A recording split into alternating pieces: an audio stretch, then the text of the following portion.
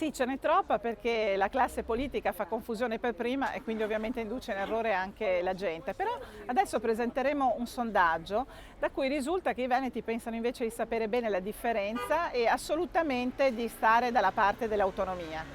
Ed è un dramma che questa regione, la società veneta, che chiede più autonomia anche perché molte comunità soffrono la vicinanza con le regioni a statuto speciale, che possono fare politiche fiscali che attraggono imprese e anche persone nei loro territori. Ecco, questa società che è così portata anche alla sussidiarietà, questa società veneta non abbia dal 2001, quando in Costituzione il centro-sinistra ha inserito lo strumento dell'autonomia differenziata, ancora nessuno seriamente l'abbia portato fino in fondo. Finalmente è partito a marzo dalle dichiarazioni del Presidente della Regione Zaia il negoziato con il governo, ma sono passati 16 anni. Forse in questo momento bisogna lavorare seriamente, stare sul tavolo col governo su questi temi e non rilanciare ancora le partite dell'indipendenza, anche perché francamente non ha alcuna credibilità sul piano internazionale un veneto che chiede indipendenza quando non ha mai neppure provato a utilizzare tutti gli strumenti dell'autonomia che ci sono in Costituzione.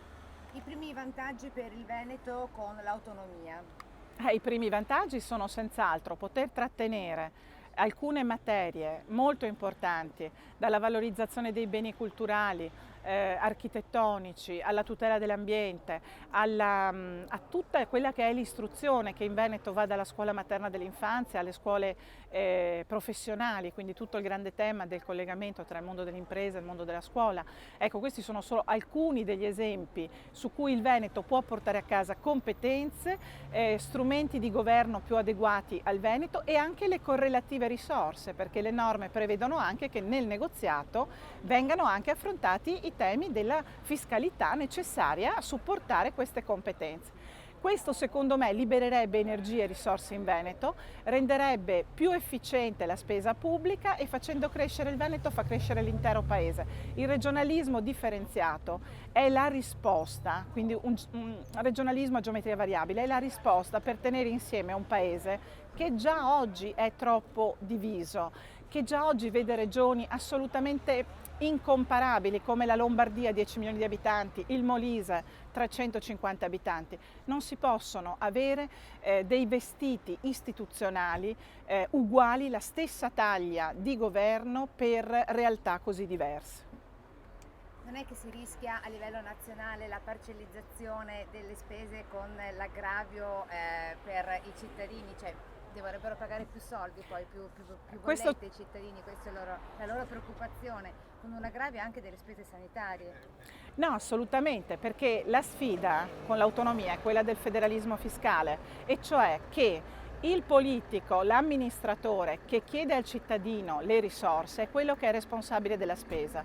Se il cittadino riesce a controllare come viene spesa la spesa del pubblico e sa quanto dà per quella competenza a chi amministra il suo territorio, il controllo democratico funziona meglio. I paesi a struttura federalista sono quelli in cui la spesa pubblica è più bassa per far funzionare l'apparato pubblico e sono anche quelli in cui c'è una maggiore crescita. Questo lo dimostrano studi anche recenti dell'Università di Bergamo. Cioè, da questo punto di vista ci conforta sapere che l'autonomia, se è svolta seriamente, aumenta il tasso di responsabilità delle classi dirigenti. Ma voglio fare un esempio banale. In una famiglia, se un figlio diventa autonomo, tutti sono felici, i genitori per primi, perché a quel punto diventa anche responsabile, può contribuire alla famiglia, alla crescita della famiglia, al benessere della famiglia e risponde di quelle che sono le sue azioni. Il tema è coniugare autonomia e responsabilità, cosa che purtroppo non abbiamo visto fino ad oggi, perché il federalismo fiscale è rimasto inattuato. Il tema dell'autonomia differenziata mette ogni regione che chiede più autonomia di fronte al negoziato col governo e deve dimostrare di essere capace di meglio governare. Ecco, vorrei dire che l'autonomia differenziata, nella sua declinazione corretta, è una sfida di buon governo, è mettersi in competizione con il governo nazionale per dimostrare che alcune cose, non tutte, molte cose devono restare a livello nazionale, alcune cose si possono gestire meglio e con più risultato a vantaggio di tutti, più vicino ai cittadini.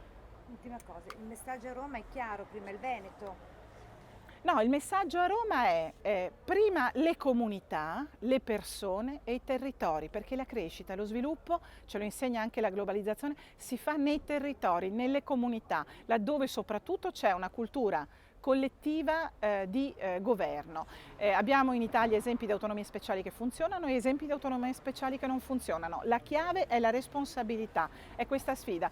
Quindi prima il Veneto, nel senso che qui siamo in Veneto, ma l'autonomia, e ci tengo a dirlo, è una possibilità per tutti e se tutte le famiglie regionali italiane accogliessero questa sfida di buon governo, di autonomia responsabile, beh, io credo che ci sarebbero più possibilità per tutti e non meno. L'autonomia non si toglie agli altri, si conquista per sé.